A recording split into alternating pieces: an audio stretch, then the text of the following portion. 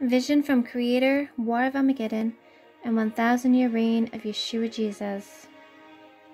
I seen a giant hand, and through this giant hand I seen 3 giant white wolves coming down, and as they came down, they suddenly turned into heavenly beings. Then to my right I seen big black wolves, and there were so many of them, and they were just sprawled out. And then there was this evil creature, and he brought out a whip, and he whipped the wolves. They whimpered and began to get up and start doing the bidding of their master, and then they got pretty fierce. The white heavenly beings stood at the left, and the big black wolves stood at my right. And as soon as this big fight started, there was a clash. Much fighting happened, and then the black wolves were destroyed, and the heavenly beings were called back up. Then a voice came and said, "Go, my son, it is time." And the King of Kings came down, and the scene was changed into the throne room, and the King of Kings sat down on his throne with the trail of his robes stretching forth. A depiction of the millennium by an unknown artist. Jerusalem is shown in the background, lifted up as the highest planet on planet Earth. Isaiah 2:2 and Zechariah 14:10. The glory of the Lord beams forth from Jerusalem. Isaiah 24:23. And people come from all over the world to worship the King of Kings. Zechariah 14:16-18. Swords are hammered into plowshares. Isaiah 2:4. The wolf dwells peaceably with the lamb. Isaiah 11:6. And children play with cobras.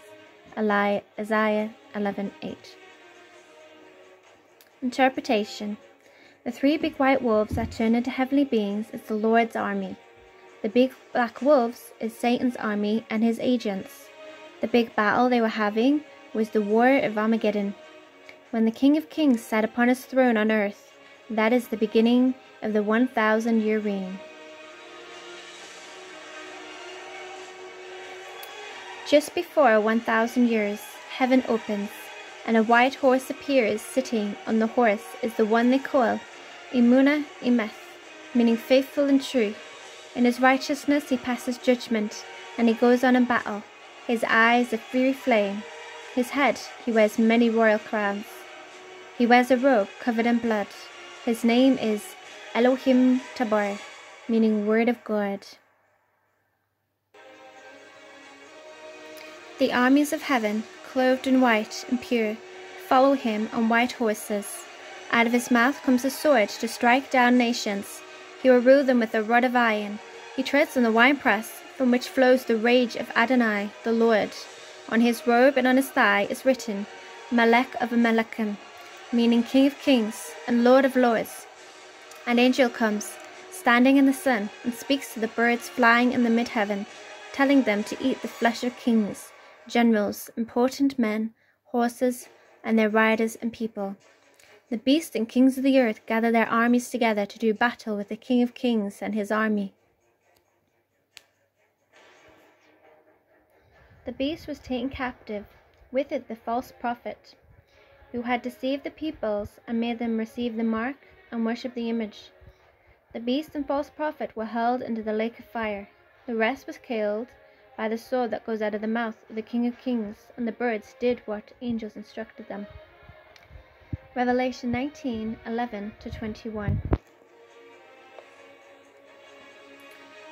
The 1,000-year reign.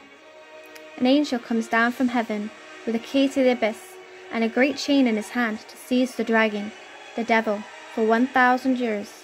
Threw him in, locked it and sealed it, so he cannot deceive the nations any more, till after the 1,000 years. Thrones and those seated on them had authority to judge.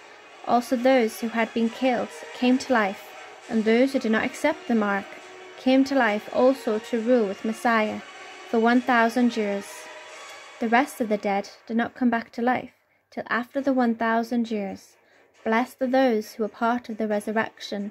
They will be priests of God and of the Messiah, and will rule with him for 1,000 years. You will find this in Revelation 21-6.